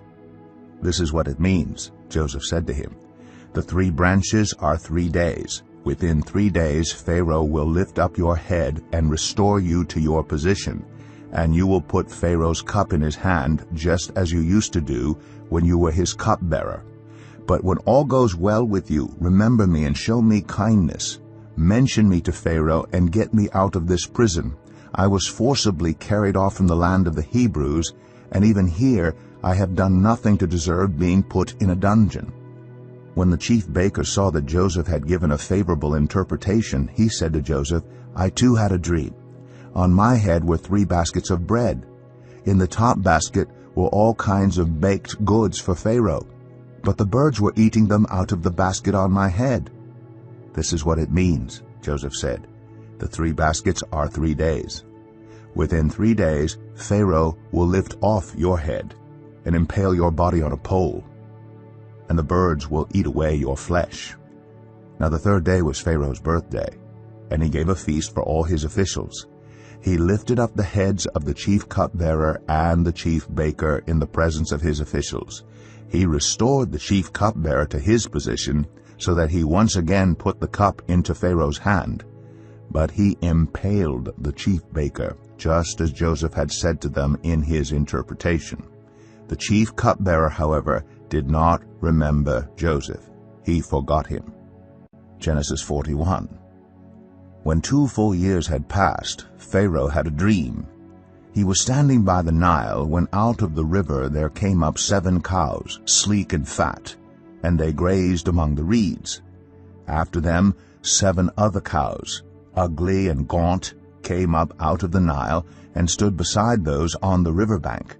And the cows that were ugly and gaunt ate up the 7 sleek, fat cows. Then Pharaoh woke up. He fell asleep again and had a second dream. 7 heads of grain, healthy and good, were growing on a single stalk. After them 7 other heads of grain sprouted, thin and scorched by the east wind. The thin heads of grain swallowed up the 7 healthy, full heads. Then Pharaoh woke up. It had been a dream. In the morning his mind was troubled, so he sent for all the magicians and wise men of Egypt. Pharaoh told them his dreams, but no one could interpret them for him. Then the chief cupbearer said to Pharaoh, "Today I am reminded of my shortcomings. Pharaoh was once angry with his servants, and he imprisoned me and the chief baker in the house of the captain of the guard. Each of us had a dream the same night, and each dream had a meaning of its own. Now a young Hebrew was there with us, a servant of the captain of the guard. We told him our dreams, and he interpreted them for us, giving each man the interpretation of his dream, and things turned out exactly as he interpreted them to us. I was restored to my position, and the other man was impaled." So Pharaoh sent for Joseph, and he was quickly brought from the dungeon. When he had shaved and changed his clothes, he came before Pharaoh. Pharaoh said to Joseph, "I had a dream, and no one can interpret it. But I have heard it said of you that when you hear a dream you can interpret it." "I cannot do it," Joseph replied to Pharaoh, "but God will give Pharaoh the answer he desires." Then Pharaoh said to Joseph, "In my dream I was standing on the bank of the Nile, when out of the river there came up 7 cows, fat and sleek, and they grazed among the reeds. After them 7 other cows came up, scrawny and very ugly and lean. I had never seen such ugly cows in all the land of Egypt. The lean, ugly cows ate up the 7 fat cows that came up first. But even after they ate them, no one could tell that they had done so. They looked just as ugly as before. Then I woke up. In my dream I saw 7 heads of grain, full and good, growing on a single stalk. After them 7 other heads sprouted, withered and thin and scorched by the east wind. The thin heads of grain swallowed up the 7 good heads. I told this to the magicians, but none of them could explain it to me." Then Joseph said to Pharaoh, "The dreams of Pharaoh are one and the same. God has revealed to Pharaoh what he is about to do. The 7 good cows are 7 years, and the 7 good heads of grain are 7 years. It is one and the same dream. The 7 lean, ugly cows that came up afterward are 7 years, and so are the 7 worthless heads of grain scorched by the east wind. They are 7 years of famine. It is just as I said to Pharaoh. God has shown Pharaoh what he is about to do. 7 years of great abundance are coming throughout the land of Egypt, but 7 years of famine will follow them. Then all the abundance in Egypt will be forgotten, and the famine will ravage the land. The abundance in the land will not be remembered, because the famine that follows it will be so severe. The reason the dream was given to Pharaoh in 2 forms is that the matter has been firmly decided by God, and God will do it soon. And now let Pharaoh look for a discerning and wise man, and put him in charge of the land of Egypt. Let Pharaoh appoint commissioners over the land to take 1/5 of the harvest of Egypt during the 7 years of abundance. They should collect all the food of these good years that are coming, and store up the grain under the authority of Pharaoh to be kept in the cities for food. This food should be held in reserve for the country to be used during the 7 years of famine that will come upon Egypt, so that the country may not be ruined by the famine." The plan seemed good to Pharaoh and to all his officials. So Pharaoh asked them, "Can we find anyone like this man, one in whom is the Spirit of God?" Then Pharaoh said to Joseph, "Since God has made all this known to you, there is no one so discerning and wise as you. You shall be in charge of my palace, and all my people are to submit to your orders. Only with respect to the throne will I be greater than you." So Pharaoh said to Joseph, "I hereby put you in charge of the whole land of Egypt." Then Pharaoh took his signet ring from his finger and put it on Joseph's finger. He dressed him in robes of fine linen and put a gold chain around his neck. He had him ride in a chariot as his second in command, and people shouted before him, "Make way!" Thus he put him in charge of the whole land of Egypt. Then Pharaoh said to Joseph, "I am Pharaoh, but without your word no one will lift hand or foot in all Egypt." Pharaoh gave Joseph the name Zaphenath-Paneah, and gave him Asnath, daughter of Potipharah, priest of On, to be his wife. And Joseph went throughout the land of Egypt. Joseph was 30 years old when he entered the service of Pharaoh, king of Egypt. And Joseph went out from Pharaoh's presence and traveled throughout Egypt. During the 7 years of abundance the land produced plentifully. Joseph collected all the food produced in those 7 years of abundance in Egypt and stored it in the cities. In each city he put the food grown in the fields surrounding it. Joseph stored up huge quantities of grain, like the sand of the sea. It was so much that he stopped keeping records because it was beyond measure. Before the years of famine came, 2 sons were born to Joseph by Asnath, daughter of Potipharah, priest of On. Joseph named his firstborn Manasseh and said, "It is because God has made me forget all my trouble and all my father's household." The second son he named Ephraim and said, "It is because God has made me fruitful in the land of my suffering." The 7 years of abundance in Egypt came to an end, and the 7 years of famine began, just as Joseph had said. There was famine in all the other lands, but in the whole land of Egypt there was food. When all Egypt began to feel the famine, the people cried to Pharaoh for food. Then Pharaoh told all the Egyptians, "Go to Joseph and do what he tells you." When the famine had spread over the whole country, Joseph opened all the storehouses and sold grain to the Egyptians, for the famine was severe throughout Egypt, and all the world came to Egypt to buy grain from Joseph because the famine was severe everywhere. Genesis 42. When Jacob learned that there was grain in Egypt, he said to his sons, "Why do you just keep looking at each other?" He continued, "I have heard that there is grain in Egypt. Go down there and buy some for us so that we may live and not die." Then 10 of Joseph's brothers went down to buy grain from Egypt. But Jacob did not send Benjamin, Joseph's brother, with the others because he was afraid that harm might come to him. So Israel's sons were among those who went to buy grain, for there was famine in the land of Canaan also. Now Joseph was the governor of the land, the person who sold grain to all its people. So when Joseph's brothers arrived, they bowed down to him with their faces to the ground. As soon as Joseph saw his brothers, he recognized them. But he pretended to be a stranger and spoke harshly to them. "Where do you come from?" he asked. "From the land of Canaan," they replied, "to buy food." Although Joseph recognized his brothers, they did not recognize him. Then he remembered his dreams about them and said to them, "You are spies. You have come to see where our land is unprotected." "No, my lord," they answered, "your servants have come to buy food. We are all the sons of one man. Your servants are honest men, not spies." "No," he said to them, "you have come to see where our land is unprotected." But they replied, "Your servants were 12 brothers, the sons of one man, who lives in the land of Canaan. The youngest is now with our father, and one is no more."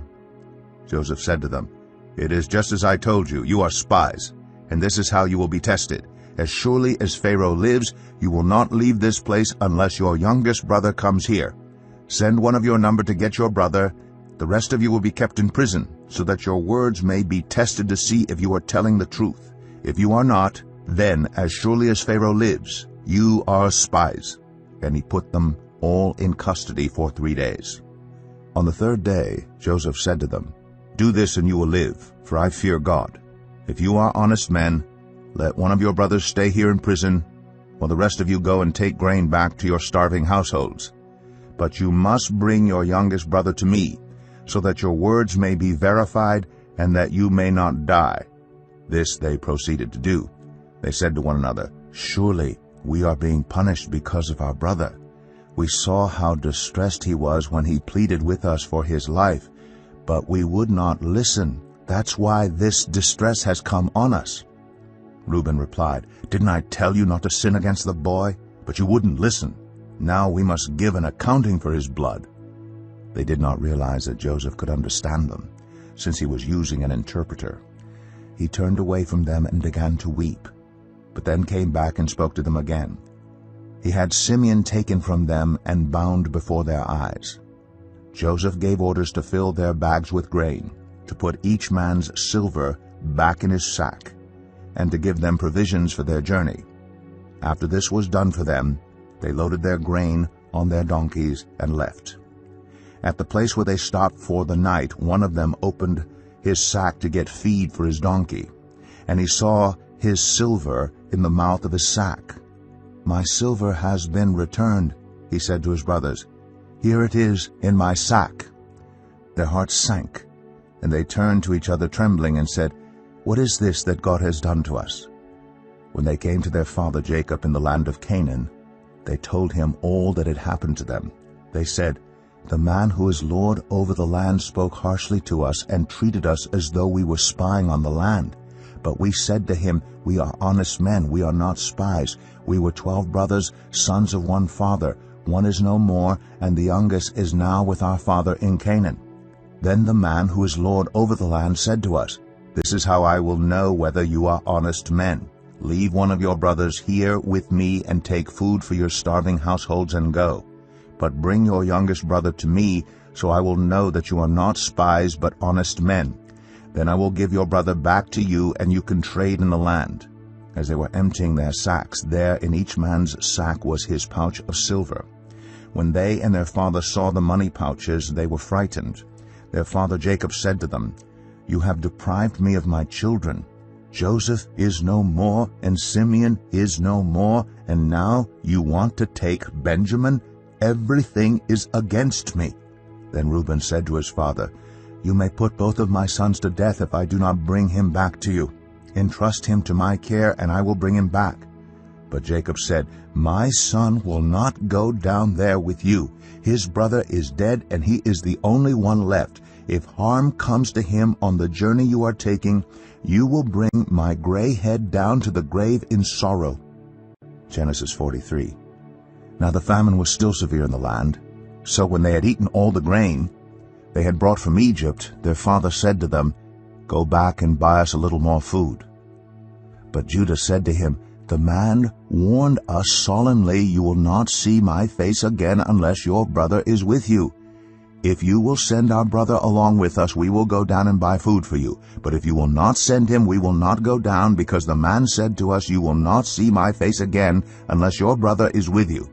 Israel asked, "Why did you bring this trouble on me by telling the man you had another brother?" They replied, "The man questioned us closely about ourselves and our family." "Is your father still living?" he asked. "Do you have another brother?" We simply answered his questions. How were we to know he would say, "Bring your brother down here"? Then Judah said to Israel his father, "Send the boy along with me, and we will go at once, so that we and you and our children may live and not die. I myself will guarantee his safety. You can hold me personally responsible for him. If I do not bring him back to you and set him here before you, I will bear the blame before you all my life. As it is, if we had not delayed, we could have gone and returned twice." Then their father Israel said to them, "If it must be, then do this. Put some of the best products of the land in your bags and take them down to the man as a gift, a little balm, a little honey, some spices and myrrh, some pistachio nuts and almonds. Take double the amount of silver with you, for you must return the silver that was put back into the mouths of your sacks. Perhaps it was a mistake. Take your brother also, and go back to the man at once. And may God Almighty grant you mercy before the man, so that he will let your other brother and Benjamin come back with you. As for me, if I am bereaved, I am bereaved." So the men took the gifts and double the amount of silver, and Benjamin also. They hurried down to Egypt and presented themselves to Joseph. When Joseph saw Benjamin with them, he said to the steward of his house, "Take these men to my house, slaughter an animal, and prepare a meal. They are to eat with me at noon." The man did as Joseph told him, and took the men to Joseph's house. Now the men were frightened when they were taken to his house. They thought, "We were brought here because of the silver that was put back into our sacks the first time. He wants to attack us and overpower us." and seize us as slaves, and take our donkeys." So they went up to Joseph's steward and spoke to him at the entrance to the house. "We beg your pardon, our lord," they said. "We came down here the first time to buy food, but at the place where we stopped for the night we opened our sacks, and each of us found his silver, the exact weight, in the mouth of his sack. So we have brought it back with us. We've also brought additional silver with us to buy food. We don't know who put our silver in our sacks." "It's all right," he said. "Don't be afraid. Your God, the God of your father, has given you treasure in your sacks. I received your silver." Then he brought Simeon out to them. The steward took the men into Joseph's house, gave them water to wash their feet, and provided fodder for their donkeys. They prepared their gifts for Joseph's arrival at noon, because they had heard that they were to eat there. When Joseph came home, they presented to him the gifts they had brought into the house, and they bowed down before him to the ground. He asked them how they were, and then he said, "How is your aged father you told me about? Is he still living?" They replied, "Your servant our father is still alive and well." And they bowed down, prostrating themselves before him. As he looked about and saw his brother Benjamin, his own mother's son, he asked, "Is this your youngest brother, the one you told me about?" And he said, "God be gracious to you, my son." Deeply moved at the sight of his brother, Joseph hurried out and looked for a place to weep. He went into his private room and wept there. After he had washed his face, he came out and, controlling himself, said, "Serve the food." They served him by himself, the brothers by themselves, and the Egyptians who ate with him by themselves, because Egyptians could not eat with Hebrews, for that is detestable to Egyptians.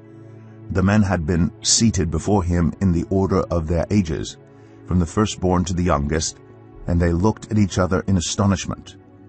When portions were served to them from Joseph's table, Benjamin's portion was 5 times as much as anyone else's. So they feasted and drank freely with him. Genesis 44. Now Joseph gave these instructions to the steward of his house. "Fill the men's sacks with as much food as they can carry, and put each man's silver in the mouth of his sack. Then put my cup, the silver one, in the mouth of the youngest one's sack, along with the silver for his grain." And he did as Joseph said. As morning dawned, the men were sent on their way with their donkeys. They had not gone far from the city when Joseph said to his steward, "Go after those men at once, and when you catch up with them, say to them, 'Why have you repaid good with evil? Isn't this the cup my master drinks from, and also uses for divination? This is a wicked thing you have done.'" When he caught up with them, he repeated these words to them. But they said to him, "Why does my lord say such things? Far be it from your servants to do anything like that. We even brought back to you from the land of Canaan the silver we found inside the mouths of our sacks. So why would we steal silver or gold from your master's house? If any of your servants is found to have it, he will die, and the rest of us will become my lord's slaves." "Very well then," he said, "let it be as you say. Whoever is found to have it will become my slave.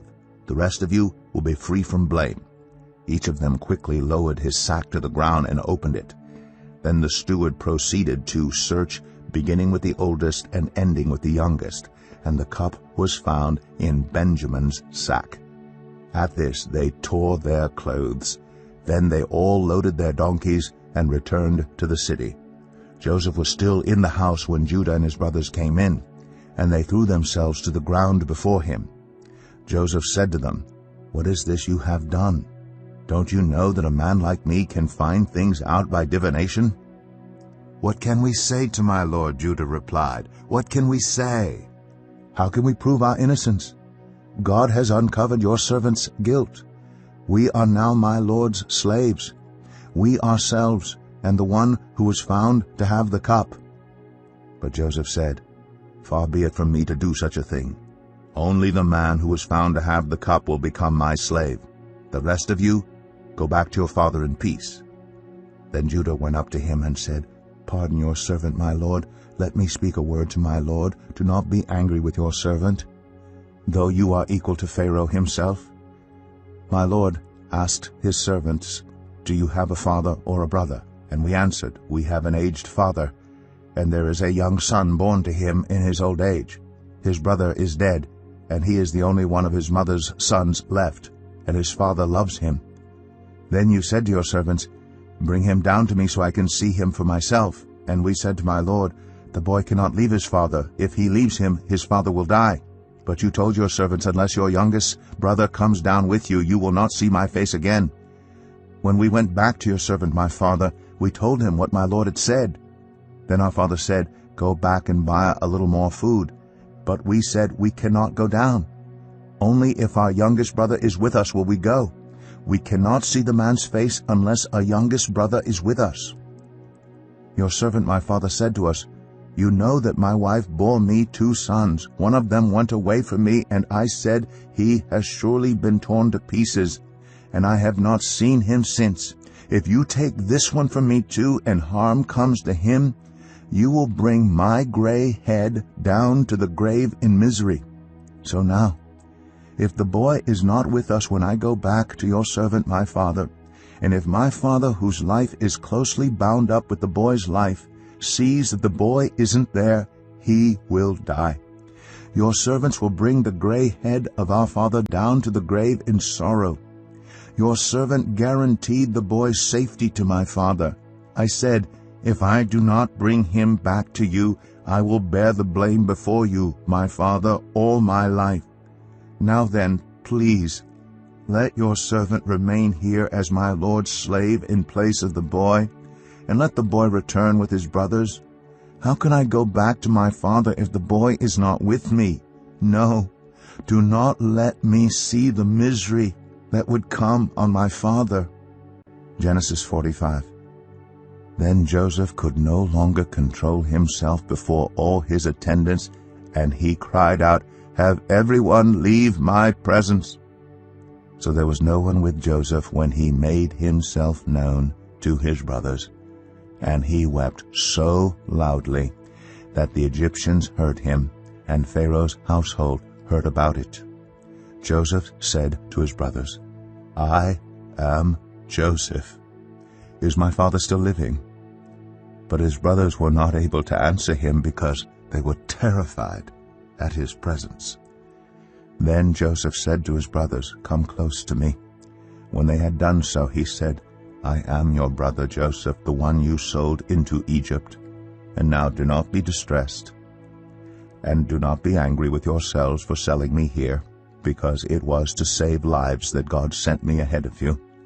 For 2 years now there has been famine in the land, and for the next 5 years there will be no plowing and reaping. But God sent me ahead of you to preserve for you a remnant on earth, and to save your lives by a great deliverance. So then it was not you who sent me here, but God. He made me father to Pharaoh, lord of his entire household, and ruler of all Egypt. Now hurry back to my father and say to him, 'This is what your son Joseph says. God has made me lord of all Egypt. Come down to me, don't delay. You shall live in the region of Goshen, and be near me, you, your children and grandchildren, your flocks and herds, and all you have. I will provide for you there, because 5 years of famine are still to come. Otherwise, you and your household and all who belong to you will become destitute. You can see for yourselves, and so can my brother Benjamin, that it is really I who am speaking to you. Tell my father about all the honor accorded me in Egypt, and about everything you have seen, and bring my father down here quickly."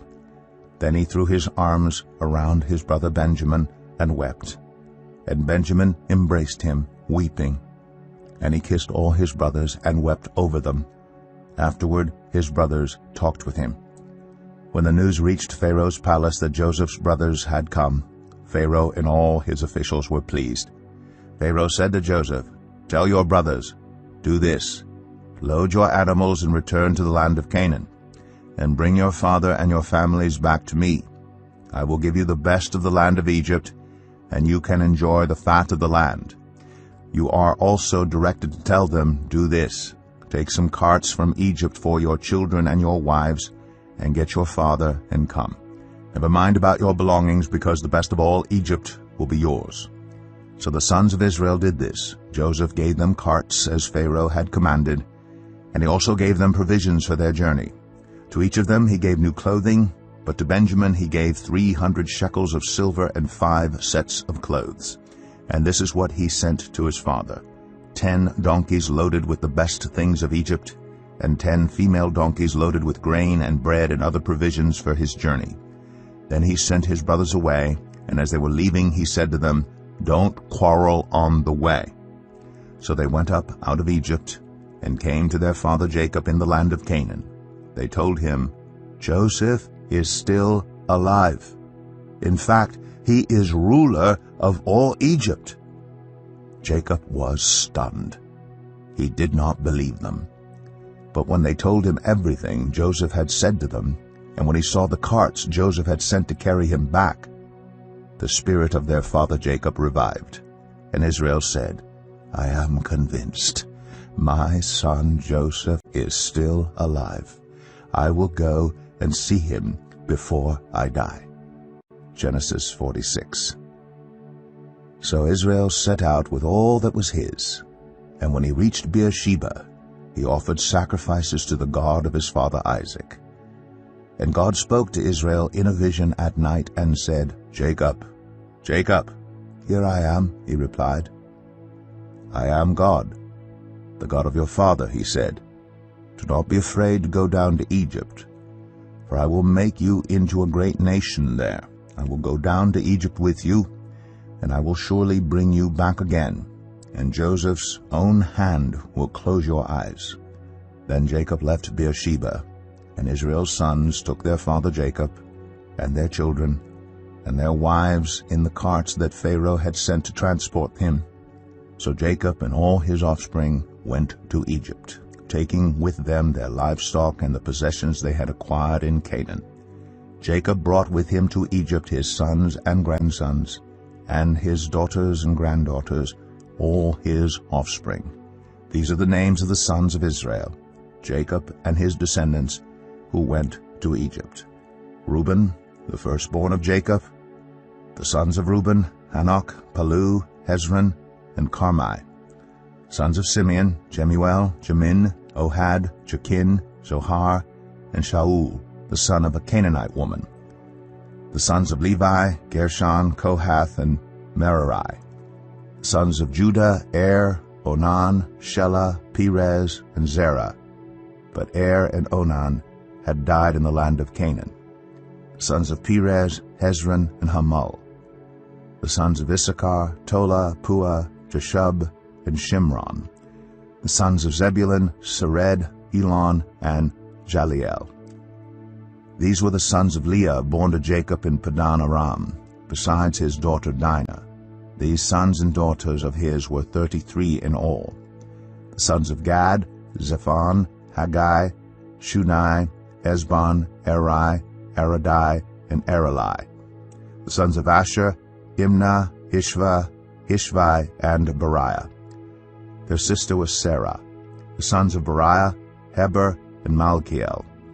These were the children born to Jacob by Zilpah, whom Laban had given to his daughter Leah, 16 in all. The sons of Jacob's wife Rachel, Joseph, and Benjamin. In Egypt, Manasseh and Ephraim were born to Joseph by Asnath, daughter of Potipharah, priest of On. The sons of Benjamin, Bela, Becher, Ashbel, Jerah, Naaman, Ehi, Rosh, Muppim, Huppim, and Ard. These were the sons of Rachel who were born to Jacob, 14 in all. The son of Dan, Hushim. The sons of Naphtali, Jaziel, Gunai, Jezer, and Shillem.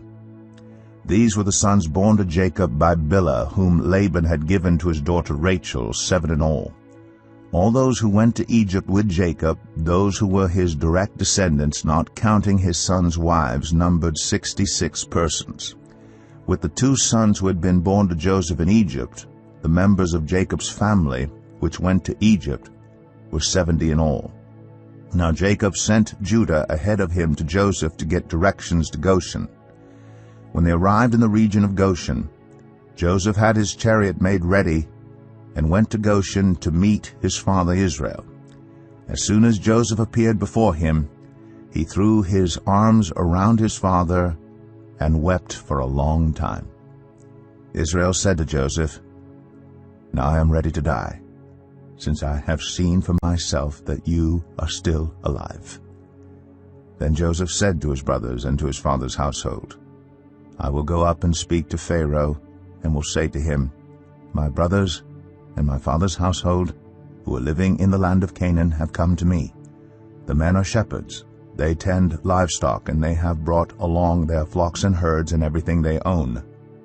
When Pharaoh calls you in and asks, "What is your occupation?" you should answer, "Your servants have tended livestock from our boyhood on, just as our fathers did." Then you will be allowed to settle in the region of Goshen, for all shepherds are detestable to the Egyptians. Genesis 47. Joseph went and told Pharaoh, "My father and brothers, with their flocks and herds and everything they own, have come from the land of Canaan and are now in Goshen." He chose 5 of his brothers and presented them before Pharaoh. Pharaoh asked the brothers, "What is your occupation?" "Your servants are shepherds," they replied to Pharaoh, "just as our fathers were." They also said to him, "We have come to live here for a while, because the famine is severe in Canaan, and your servants' flocks have no pasture. So now, please let your servants settle in Goshen." Pharaoh said to Joseph, "Your father and your brothers have come to you, and the land of Egypt is before you. Settle your father and your brothers in the best part of the land. Let them live in Goshen, and if you know of any among them with special ability, put them in charge of my own livestock." Then Joseph brought his father Jacob in and presented him before Pharaoh. After Jacob blessed Pharaoh, Pharaoh asked him, "How old are you?" And Jacob said to Pharaoh, "The years of my pilgrimage are 130. My years have been few and difficult, and they do not equal the years of the pilgrimage of my fathers." Then Jacob blessed Pharaoh and went out from his presence. So Joseph settled his father and his brothers in Egypt and gave them property in the best part of the land, the district of Ramses, as Pharaoh directed. Joseph also provided his father and his brothers and all his father's household with food, according to the number of their children. There was no food, however, in the whole region because the famine was severe. Both Egypt and Canaan wasted away because of the famine. Joseph collected all the money that was to be found in Egypt and Canaan in payment for the grain they were buying, and he brought it to Pharaoh's palace. When the money of the people of Egypt and Canaan was gone, all Egypt came to Joseph and said, "Give us food. Why should we die before your eyes? Our money is all gone." "Then bring your livestock," said Joseph. "I will sell you food in exchange for your livestock, since your money is gone." So they brought their livestock to Joseph, and he gave them food in exchange for their horses, their sheep and goats, their cattle and donkeys, and he brought them through that year with food in exchange for all their livestock. When that year was over, they came to him the following year and said, "We cannot hide from our Lord the fact that since our money is gone and our livestock belongs to you, there is nothing left for our Lord except our bodies and our land. Why should we perish before your eyes, we and our land as well? Buy us and our land in exchange for food, and we with our land will be in bondage to Pharaoh. Give us seed so that we may live and not die, and that the land may not become desolate." So Joseph bought all the land in Egypt for Pharaoh. The Egyptians, one and all, sold their fields because the famine was too severe for them. The land became Pharaoh's, and Joseph reduced the people to servitude, from one end of Egypt to the other. However, he did not buy the land of the priests, because they received a regular allotment from Pharaoh and had food enough from the allotment Pharaoh gave them. That is why they did not sell their land. Joseph said to the people, "Now that I have bought you and your land today for Pharaoh, here is seed for you, so you can plant the ground. But when the crop comes in, give 1/5 of it to Pharaoh. The other 4/5 you may keep as seed for the fields, and as food for yourselves and your households and your children." "You have saved our lives," they said. "May we find favor in the eyes of our Lord. We will be in bondage to Pharaoh. So Joseph established it as a law concerning land in Egypt, still in force today, that a fifth of the produce belongs to Pharaoh. It was only the land of the priests that did not become Pharaoh's. Now the Israelites settled in Egypt in the region of Goshen. They acquired property there and were fruitful and increased greatly in number. Jacob lived in Egypt 17 years, and the years of his life were 147. When the time drew near for Israel to die, he called for his son Joseph and said to him, "If I have found favor in your eyes, put your hand under my thigh and promise that you will show me kindness and faithfulness. Do not bury me in Egypt, but when I rest with my fathers, carry me out of Egypt and bury me where they are buried." "I will do as you say," he said. "Swear to me," he said. Then Joseph swore to him, and Israel worshipped as he leaned on the top of his staff. Genesis 48. Sometime later Joseph was told, "Your father is ill." So he took his 2 sons Manasseh and Ephraim along with him. When Jacob was told, "Your son Joseph has come to you," Israel rallied his strength and sat up on the bed. Jacob said to Joseph, "God Almighty appeared to me at Luz in the land of Canaan. And there he blessed me and said to me, 'I am going to make you fruitful and increase your numbers. I will make you a community of peoples, and I will give this land as an everlasting possession to your descendants after you. Now then, your 2 sons born to you in Egypt before I came to you here will be reckoned as mine. Ephraim and Manasseh will be mine, just as Reuben and Simeon are mine. Any children born to you after them will be yours. In the territory they inherit, they will be reckoned under the names of their brothers. As I was returning from Padan, to my sorrow Rachel died in the land of Canaan while we were still on the way, a little distance from Ephrath. So I buried her there beside the road to Ephrath, that is Bethlehem." When Israel saw the sons of Joseph, he asked, "Who are these?" "They are the sons God has given me here," Joseph said to his father. Then Israel said, "Bring them to me so I may bless them." Now Israel's eyes were failing because of old age, and he could hardly see. So Joseph brought his sons close to him, and his father kissed them and embraced them. Israel said to Joseph, "I never expected to see your face again, and now God has allowed me to see your children too." Then Joseph removed them from Israel's knees and bowed down with his face to the ground. And Joseph took both of them, Ephraim on his right toward Israel's left hand, and Manasseh on his left toward Israel's right hand, and brought them close to him. But Israel reached out his right hand and put it on Ephraim's head, though he was the younger, and crossing his arms he put his left hand on Manasseh's head, even though Manasseh was the firstborn. Then he blessed Joseph and said, "May the God before whom my fathers Abraham and Isaac walked faithfully, the God who has been my shepherd all my life to this day, the angel who has delivered me from all harm, may he bless these boys. May they be called by my name and the names of my fathers Abraham and Isaac, and may they increase greatly on the earth." When Joseph saw his father placing his right hand on Ephraim's head, he was displeased, so he took hold of his father's hand to move it from Ephraim's head to Manasseh's head. Joseph said to him, "No, my father, this one is the firstborn. Put your right hand on his head." But his father refused and said, "I know, my son, I know. He too will become a people, and he too will become great. Nevertheless, his younger brother will be greater than he, and his descendants will become a group of nations." He blessed them that day and said, "In your name will Israel pronounce this blessing. May God make you like Ephraim and Manasseh."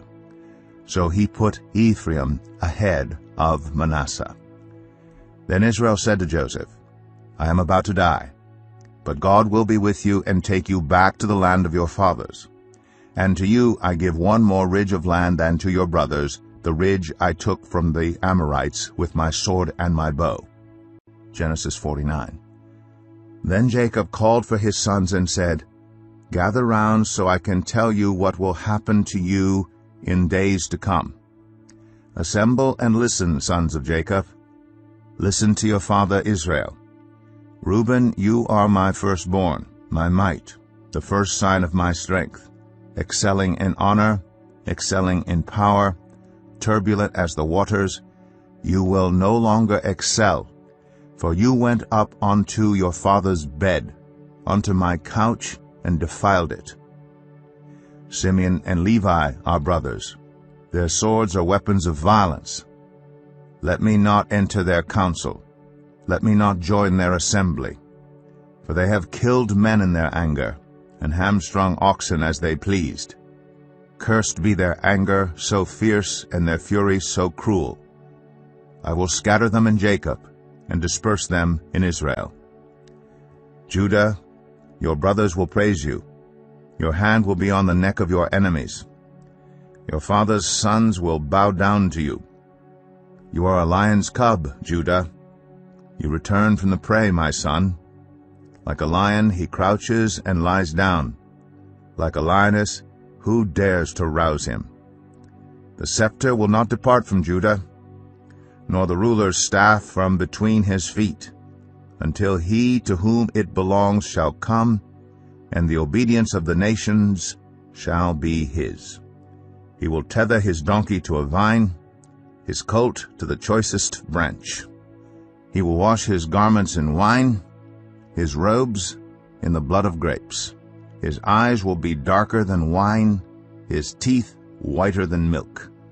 Zebulun will live by the seashore and become a haven for ships. His border will extend toward Sidon.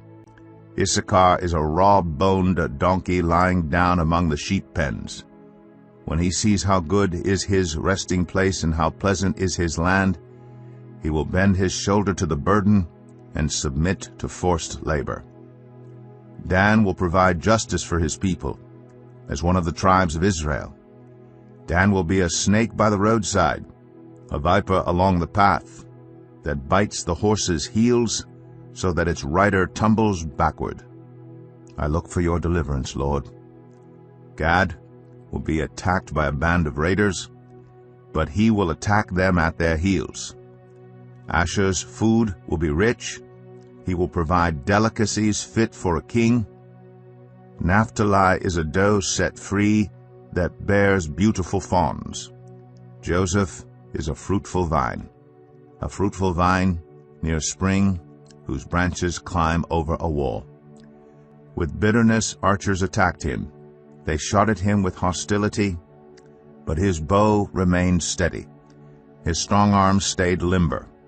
Because of the hand of the mighty one of Jacob, because of the shepherd, the rock of Israel, because of your father's God who helps you, because of the Almighty who blesses you, with blessings of the skies above, blessings of the deep springs below, blessings of the breast and womb. Your father's blessings are greater than the blessings of the ancient mountains, than the bounty of the age-old hills. Let all these rest on the head of Joseph, on the brow of the prince among his brothers. Benjamin is a ravenous wolf. In the morning he devours the prey. In the evening he divides the plunder. All these are the 12 tribes of Israel. And this is what their father said to them when he blessed them, giving each the blessing appropriate to him. Then he gave them these instructions. I am about to be gathered to my people.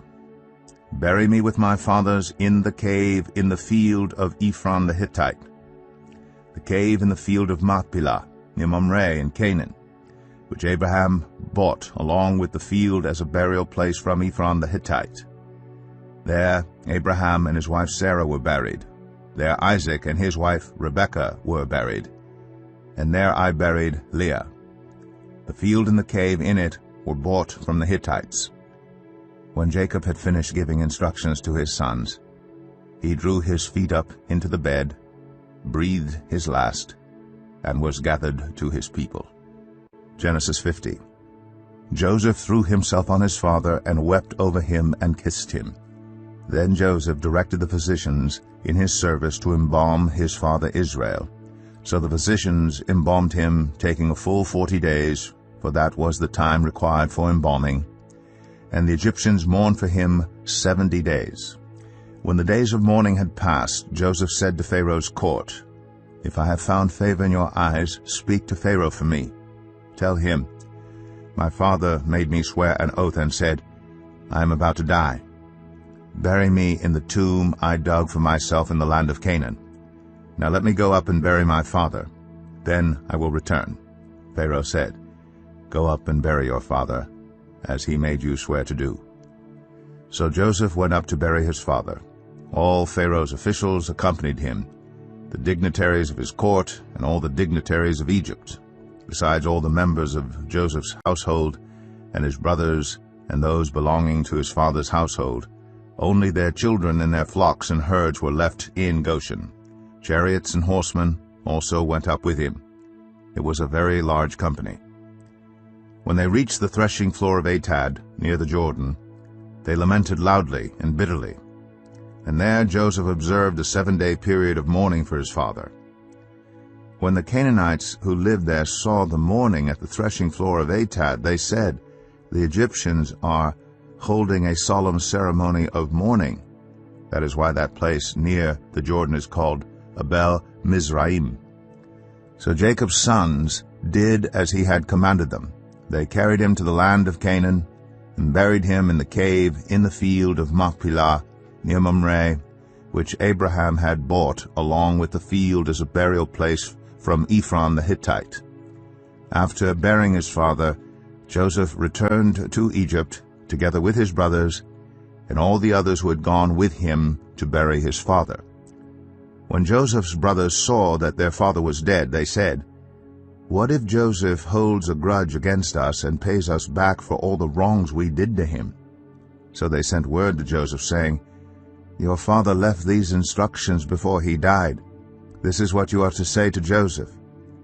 I ask you to forgive your brothers the sins and the wrongs they committed in treating you so badly.